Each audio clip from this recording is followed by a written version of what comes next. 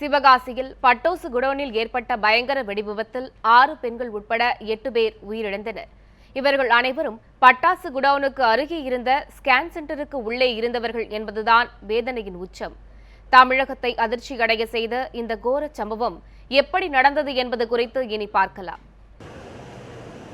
பட்டாசுகள் சிறுவர்கள் முதல் பெரியவர்கள் வரை அனைவருக்கும் பிடித்த விஷயமாக இருக்கிறது.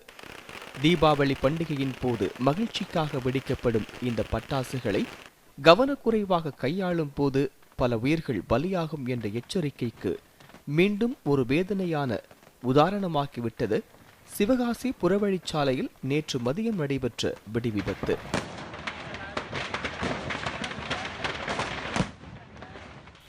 விருதுநகர் மாவட்டம் சிவகாசியில் இருந்து விருதுநகர் செல்லும் சாலையில் செண்பகராமன் என்பவருக்கு சொந்தமான பட்டாசு குடோனில் வெளி மாநிலங்களுக்கு கொண்டு செல்வதற்காக சரக்கு வேன்களில் பட்டாசுகளை ஏற்றும் பணி மதியம் 1:30 மணியளவில் நடைபெற்று வந்தது. அதிக உராய்வு காரணமாக வேனில் இருந்த பட்டாசுகள் திடீரென வெடிக்கத் தொடங்கின. என்ன நடக்கிறது என்று அருகில் இருப்பவர்கள் உணரும் முன்பாக அந்த அசம்பாவிதம் ஏற்பட்டுவிட்டது. முதல் சென்டரில் நின்று கொண்டு வெளியே டமடாம் சமண்டு கேட்டுச்சு. என்னன்னு பார்க்க போனப்ப முன்னாடி இருந்த லாரி 407 அதான் படிக்க ஆரம்பிச்சது. டமன் சவுண்டு கேட்டுக்கிட்டே இருந்துச்சு. என்னன்னு வெளியே போகும்போது அது அதிகமாக அடிக்க ஆரம்பிச்சிருச்சு. நாங்கள் இங்கிட்டு வரமுடியல அங்கிட்டு போகல, வெளியே போயிட்டோம். போனப்போ அது ரொம்ப அதிகமாக அடித்து பக்கத்தில் உள்ள பட்டாசு கடை அந்த கடை தான் பிடிக்க ஆரம்பிச்சது. பட்டாசு ஏற்றப்பட்ட வேன் முழுமையாக எரியும் வரை பட்டாசுகள் தொடர்ந்து வெடித்தன.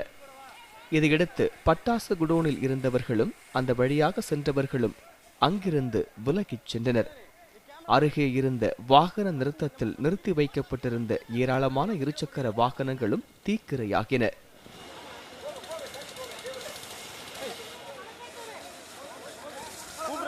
பட்டாசுகள் தொடர்ந்து வெடித்ததால் எழுந்த கடுமையான புகைமூட்டம் அப்பகுதி முழுவதையும் ஆக்கிரமித்துக் கொண்டது. குறிப்பாக பட்டாசு குடோன் அருகே இருந்த ஸ்கேன் சென்டரில் இருந்தவர்கள் வெளியே வர முடியாமல் உள்ளேயே முழங்கினர். புகை அதிகமான காரணத்தால் உள்ளே இருந்தவர்களுக்கு மூச்சு திணறல் ஏற்பட்டு மயங்கினர். தீபாவளி சீசனுங்கிறதுனால நிறைய சரக்குகள் வேற உள்ள வச்சிருந்தாங்க. லாரியில கொண்டு வந்து சரக்கு இறக்க போகல லாரி பிடிச்சிருச்சு. லாரி பிடிச்சதுதான் உள்ள வந்து விழுந்து அப்படியே பிடிச்ச உடனே பிள்ளை நிறைய பேஷண்ட்டுக வேற பாதிப்பாயிட்டாங்க. தகவல் அறிந்து சம்பவ இடத்திற்கு வந்த தீயணைப்பு துறையினர் பொதுமக்களின் உதவியுடன் ஸ்கேன் சென்டரின் ஜன்னலை உடைத்தும் பின்பக்க கதவை உடைத்தும் மயங்கி கிடந்தவர்களை மீட்டு மருத்துவமனைகளுக்கு அனுப்பி வைத்தனர்.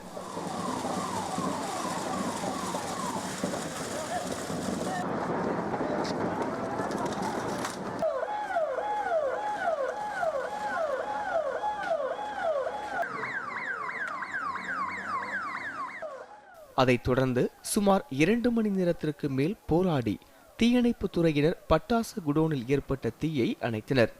மாவட்ட ஆட்சித்தலைவர் சிவஞானம், மதுரை மண்டல டிஐஜி ஆனந்தகுமார் சோமானி, மாவட்ட காவல் கண்காணிப்பாளர் ராஜராஜன், தீயணைப்பு துறையின் தென்மண்டல இயக்குநர் சரவணகுமார் ஆகியோர் சம்பவ இடத்தை நேரில் பார்வையிட்டனர்.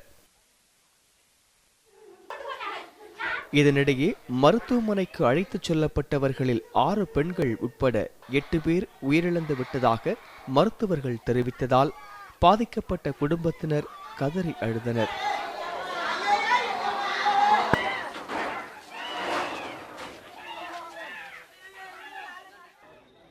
விபத்தில் காயமடைந்தவர்களில் 2 பேர் சிவகாசி அரசு மருத்துவமனையிலும் 11 பேர் தனியார் மருத்துவமனையிலும் சிகிச்சைக்காக சேர்க்கப்பட்டனர்.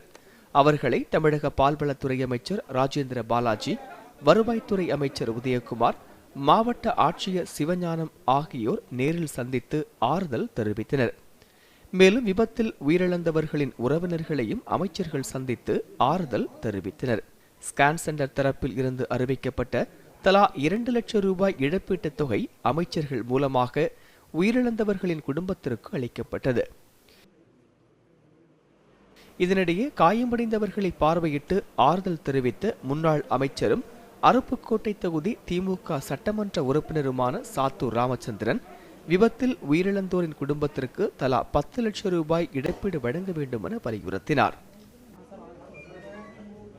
இதேபோல் தொடர்ந்து சிவாசி நகரத்திற்குள்ளே விபத்து நடக்கும் என்று சொன்னால் சிவகாசி நகரத்து இது வரைக்கும் வெளியிலே தான் நடந்தது. இது வரைக்கும் பார்த்தீங்கன்னு சொன்னால் பட்டாசு தொழிற்சாலையில் நடந்தது.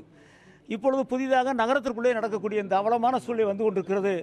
இதை மாவட்ட நிர்வாகமும் அரசாங்கமும் உடனடியாக தகுந்த நடவடிக்கை எடுக்க வேண்டும் என்று கேட்டுக்கொள்வதோடு, வெடி விபத்து நிகழ்ந்த பட்டாசு கடைக்கு உரிமம் பெற்றிருந்த ஆனந்த்ராஜ் என்பவரும் பட்டாசு கிடங்கு உரிமையாளரான செண்பகராமன் என்பவரும் தலைமறைவாகிவிட்டனர். அவர்கள் மீது வழக்கு பதிவு செய்துள்ள காவல்துறையினர் இருவரையும் கைது செய்ய நடவடிக்கை எடுத்துள்ளனர். ஜெயலானி, நியூஸ் 7 தமிழ், சிவகாசி.